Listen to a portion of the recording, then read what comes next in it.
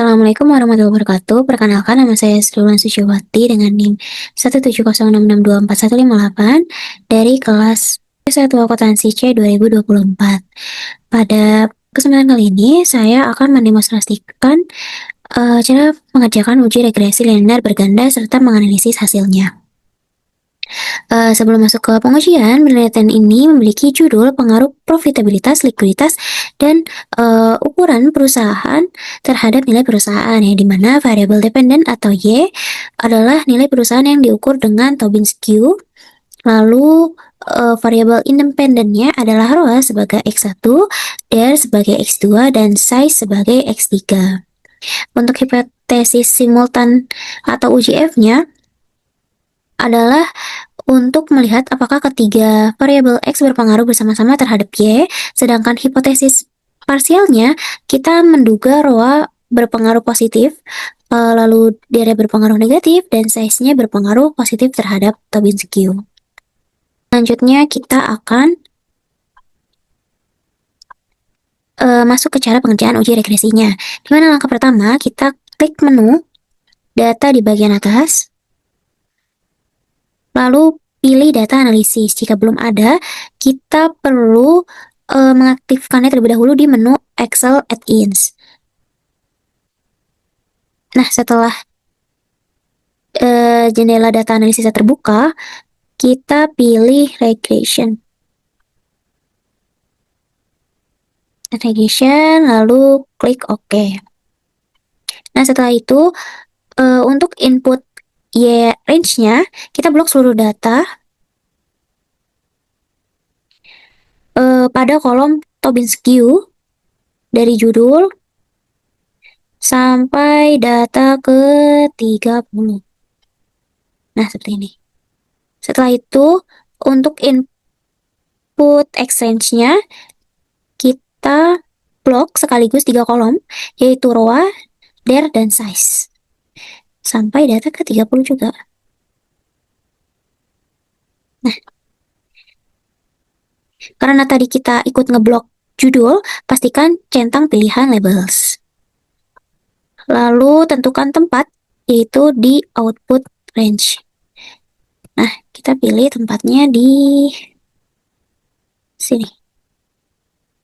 Setelah itu, klik centang yang begini. Lalu pencet OK. Nah, sekarang summary output regresi bergandanya sudah keluar secara otomatis.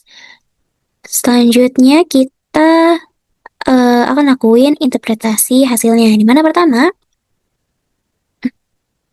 tabel regression statistik, dimana nilai R-square menunjukkan angka 0,9502 atau 95,02%, yang artinya variasi nilai perusahaan atau Tobin skew sebesar 95,02% dan dapat dijelaskan oleh modal regresi kita, yaitu tadi ROA, DER, dan size. Nah, sisanya sebesar 4,98% dipengaruhi oleh variabel lain di luar modal ini.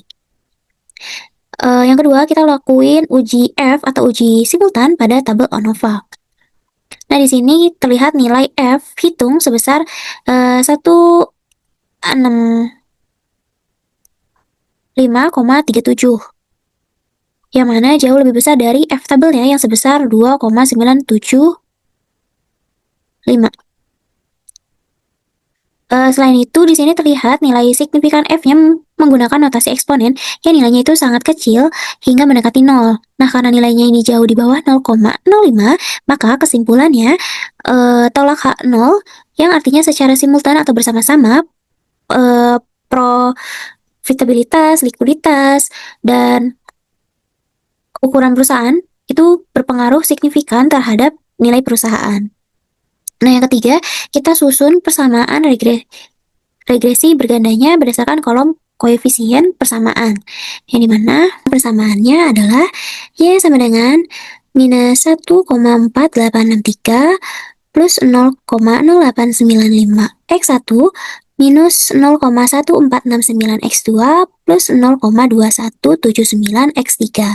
Nah, Di sini nilai konstantanya sebesar minus 1,4863, di mana artinya jika variabel ROA, DER, dan size bernilai 0, maka nilai Tobin skew diprediksi sebesar minus 1,4863. Yang kedua, untuk koefisien ROA bernilai positif sebesar 0,0895, artinya setiap kenaikan ROA sebesar 1%, maka nilai perusahaan akan meningkat sebesar 0,08951 satuan. Nah, jika kita lihat uji T-nya,